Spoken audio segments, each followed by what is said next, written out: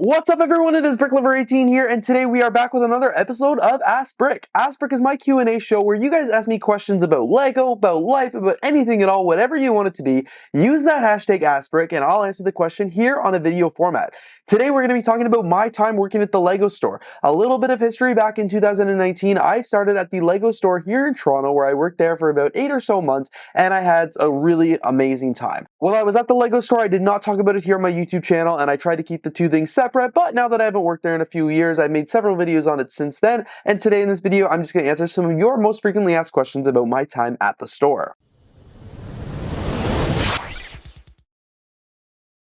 Alright you guys, let's just kick it right off with the question. Ask Brick, did customers at the Lego store ever recognize you from YouTube? So this is one thing I was kind of curious about what happened when I first started at the Lego store, and the short answer is yes. I was actually recognized as a Lego YouTuber quite often while I was working at the Lego store. I guess it does make sense because if people are shopping at the Lego store, they're probably Lego fans, so odds are they've looked up Lego on YouTube before. I've been recognized at the Lego store more than I'd ever been recognized in Toronto before, but again, it makes sense because I'm literally working at the place where people are watching the content of online. Sometimes it would range from somebody coming up to me and being like, hey, are you the guy from YouTube? Or you look familiar? Or something like that. Other times they would say like, hey, I know you from YouTube.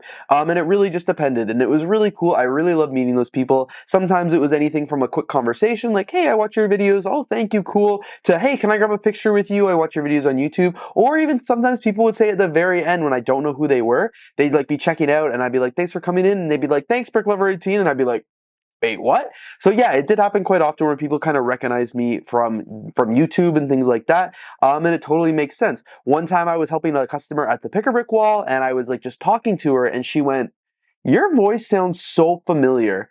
Do you by chance have a Lego city? And I was like, yeah, I do actually. She goes, oh my god, I was just watching your videos last night, and she didn't recognize me because I don't show my face in city videos, and she was like, I was watching your city videos last night, and you inspired me to come to the pick-a-brick wall and buy parts so I could start my own Lego city. So like that time, that was really cool, that was really unique. Another time I was helping at a customer that was also in the community that I didn't know at the time, and I'm helping them. We probably spent an hour together, you know, packing pick-a-brick cups, helping them get the sets they need from the back, and then at the very end of the transaction, they said, thanks BrickLover18, and it was wild because I didn't know they knew who I was the entire time, but they didn't say anything. And then at the end, I was like, oh crap, that's cool. And then they came in more frequently. That's when I realized they were also a member of the community as well. But it was really frequent for customers to recognize me at the Lego store, and it never created any issues or something like that, and it was always really fun to meet people. Ask Brick, did your manager know that you liked Lego? So a common misconception that I see often is people think that if you are a Lego fan, the Lego store is not going to hire you. And I was worried about this too. So when I was applying to the Lego store, I told them point blank that I was a Lego fan because I didn't want it to hinder my chances. And I also told them I had a YouTube channel because again, I didn't want them to find out after the fact and then get fired for it. So knowing I was a Lego fan and a Lego YouTuber, I still got hired at the Lego store. And I think that is because they knew I was passionate about Lego, but also I was passionate about customer service. In my interview, I didn't just talk about my love for Lego, I talked about my customer service skills, my problem solving skills, things that would get me a job at any other retail store. And that's what I went into the interview thinking. I'm not applying for a job at the Lego store or at Lego. I'm applying for a job at any mall in the world.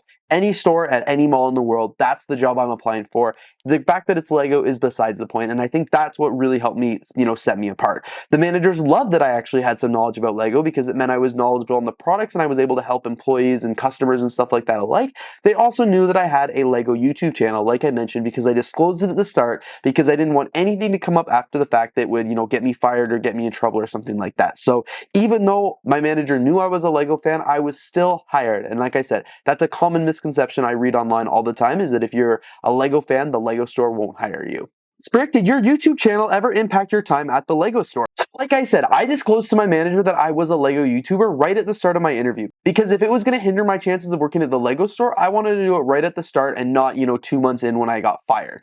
They knew I was a Lego YouTuber, and it never once impacted my time at the Lego store. In fact, my managers loved that I was a YouTuber. I often went to the back room and caught them watching my YouTube videos on break, or it would be in the history of the store computer, or even sometimes bookmarked on the store page. It was super embarrassing. But they really loved the fact that I was a LEGO YouTuber and embraced it. In the sense that it didn't impact my time at the store a little bit, because I did then have to be a little bit more careful about what I posted on YouTube. I stopped posting things like LEGO news. I obviously kind of stopped doing a Bricklink store, and I was, more mindful of what I said about the company. I didn't want to be overly critical or speak on behalf of the company. That's why I kept my YouTube channel separate from the LEGO store. I didn't tell people, on YouTube that I worked at the LEGO store, and I tried to keep that talk minimum at the store about YouTube. And it's just because I wanted to, respect those boundaries, because as I said, I didn't want the YouTube channel to be a hindrance on my employment with the LEGO group, but my managers did know about the YouTube channel and they did embrace it. They loved watching the content and they loved talking to me about what I posted on YouTube. They thought it was the coolest thing. Ask Brick, how much did you know about LEGO sets before they were released? So this was actually dependent on the set. So sometimes we did know about the LEGO set a few days, a few weeks before it was released. Sometimes we'd get the set in the back room,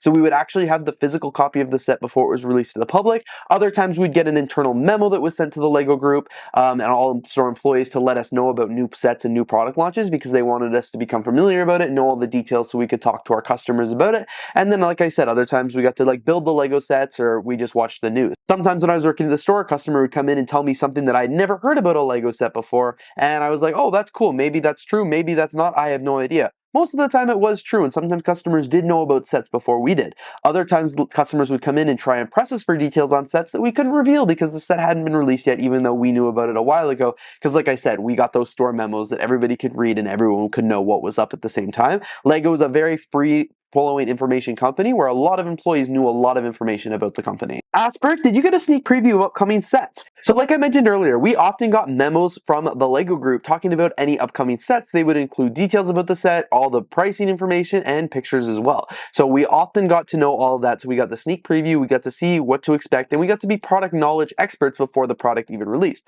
Like I mentioned also, other times we'd actually get the physical set in the back room. Sometimes we'd have to build it in advance. There's been times where I built LEGO sets before they were released to the public, which was really cool. So that gave a really good sneak preview into the set. But for the most part, LEGO really wanted their employees to be knowledgeable. So if they were going to be releasing a set, they wanted us to know about it so we could actually talk to the customers about it and kind of have that dialogue. LEGO customers weren't supposed to know about new LEGO sets before we were, so then they come in the store and we're not able to chat with them about it or, answer their questions. So we did get previews of these upcoming sets. We got to see them in videos or press releases, all that stuff within the internal messaging apps, which was really fun. Sprick, did you ever get free unreleased LEGO sets? So this is a big no. We actually didn't get very many LEGO sets for free when we did work there, and I will touch about that a little bit later on in the video, but we never got any unreleased LEGO sets. The store got unreleased LEGO sets, and sometimes we'd have to build them and stuff like that, but those were for the store. Those were display copies. They were for stock. They were never to come home with us. In fact, if they did, that would have been theft. That would have been stealing. You would have got fired. And no, they did not give us any free unreleased LEGO sets. In fact, when LEGO sets came out, we had to buy them like everybody else, and we actually had to wait a little bit longer to use our discount on them. If I wanted to buy a LEGO set on release day, I could buy it at full price, but if I wanted to buy it with the employee discount, I actually had to wait often 2 or more weeks after the set came out, just to make sure customers got it first at full price and before I was able to get it. So that was very important. We definitely did not get any free unreleased LEGO sets. Brick, did you ever give customers free builds or LEGO sets? So kind of. So we never gave them sets off the wall or something like that, but we did often have LEGO sets available in the store that we could give for free. This includes gift with purchase, mini model builds, or sometimes just freebies or leftovers or things like that. We often have the gift with purchase, so anytime a LEGO customer would buy more than that certain amount of money for the gift with purchase, they would get a free set. This is common across all LEGO stores and LEGO Shop at Home. It's a perk of shopping at the store. Other times we'd have just freebies, or we'd find a box of old promotions or something like that that we'd keep under the counter, and sometimes if the kid was really cool or an adult asked if we had anything extra, we were able to throw in a little bag and stuff like that. But that didn't happen very often because everything is inventoried. But no, we never gave anybody free LEGO sets. Another thing was, if sometimes people came in looking for a LEGO part specifically, maybe it was just 1 or 2, they were missing a part, we did have bins of LEGO parts in the back. Sometimes we could give people, a couple parts that they need either to finish a set that they lost, or if it was the piece was missing from the set, or if they just couldn't find it on the pick-a-brick wall, and if we were able to give them a free piece or 2 to help them out, we definitely could do that. So anytime a set got torn down or maybe a broken box, we would often keep those parts in the back to be able to distribute to the LEGO fans. But no, we weren't able to really give them free builds unless there was a specific reason to do so. Brick, were you allowed to buy Lego sets early? So I kind of already touched on this one a few questions ago, but no, we weren't actually allowed to buy Lego sets early. We had to wait until they were released to the general public just like anyone else, and when they were released to the general public, we had to wait a few weeks before we could actually buy them with the discount. So say a modular building came out on January 1st, I couldn't buy that set on say like December 29th, December 30th. I had to wait until January 1st like everyone else. Plus, if I wanted to use the discount, I would have to wait until like January 14th. If I wanted to just buy the set as a regular customer, I could buy it like the rest of the world on January 1st, but we weren't allowed to hide sets in the back or do anything like that to ensure that we got the product first. We had to follow the same rules that any of the customers would, and that includes not getting Lego sets early, unfortunately, which would have been awesome because I ran a YouTube channel. It would have been great to be able to review those sets early, but unfortunately, I had to wait for the rest of the world and even longer if I wanted to use my employee discount on them. Frick, is it hard to get hired at the Lego store? I would say, yeah, it's pretty competitive because it's the Lego store. It's one of those things that really everybody wants to work at. I think it's a really cool job, and many people recognize that. You know, there's dozens of coffee shops around, dozens of McDonald's, things like that. Those are pretty easy to get jobs at because they just need people, and there's so many locations. However, a Lego store, there's not often very many locations in one area. They only have a small staff. They don't need like 50 people on staff.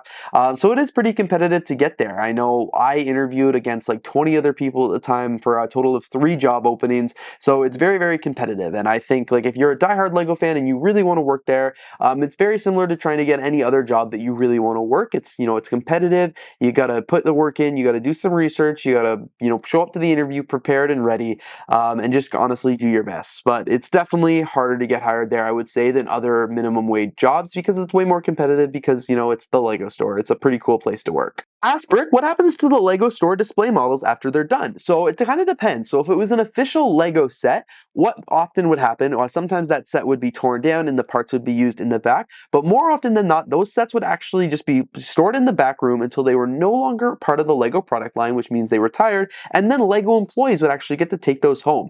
Every store did it a little bit different how employees could take sets home. Mine did it based on how many survey responses you got. It was a really weird way to do it. I didn't like it. I think I liked other stores better where they just gave the top 3 or 4 performers every month like a set to bring home. Mine did it like quarterly, and it was really difficult to get sets, and like we just had way too many sets in the back for the number of employees. I wish we would have been able to just kind of take them as we want. But like, yeah, basically employees got to bring home those sets, which was really fun. And I have a few sets here that were freebies from my time at the Lego store. And in terms of like the other Lego display models, like maybe the big minifigures or other things that aren't official Lego sets, I honestly don't know what happens to them, but I assume that they're kept in the back, put in storage, or sent back to the company because a lot of those times those models aren't built in store, they're actually shipped in. So Lego would own those assets, and you know, they're not going to send home a 5-foot tall minifigure to somebody. They're going to probably make you send that back to the company. If it was just a Lego set, it was really up to the Lego store and the Lego store manager to decide what happened with them, but most of the time they got to go home with the employees. It was a perk of working there, which was really cool. When you're building Lego sets when you're working at the Lego store, how do they choose who gets to build what set? So this one's pretty easy. They don't really put that much thought into it, to be honest. They just mainly ask whoever's working that day to build the set. I know when certain sets were coming out, sometimes people would request like, hey, I really want to build that set. And if they were working and they were able to build that set, the management would go ahead and let them. But if they weren't working and the set needed to get built, it's just whoever's working that day who gets to build. When you're working that day, you know, 3-4 other employees, sometimes those Lego employees would be like, I really want to build that set. And everyone would be like, cool, go build it. Other times it'd be like, no, who wants to build this set? Nobody really wants to. Some people prefer to be on the floor. Some people prefer to be in the back room building. It really just depends. I often love to build. I think it was the coolest thing ever to get paid to sit there for 5 hours and just build a Lego set in the back room with YouTube on my phone. That was so much fun, and I love doing that. So they didn't really put that much thought into it. It was just like management assigned whoever needed to build the Lego set that day to go build the Lego set, and it just not a ton of thought went into it. It was mostly based on who was working. You guys, so I've actually answered a ton of questions here today about my experience working at the Lego store. I hope I was able to give you guys a little bit more clarity on what it's like to work at the Lego store and answer any questions that you may have. Of course, if you guys do have any more about my time at the Lego store, please don't hesitate to leave them down in the comments below. I love answering these questions on Ask Brick, and I love talking about my time at the Lego store. I'd be happy to share. Anyway, guys, thank you so much for watching this video. If you did enjoy, please don't forget to leave a like, comment, and of course, subscribe, and I'm looking forward to seeing you here in the next video.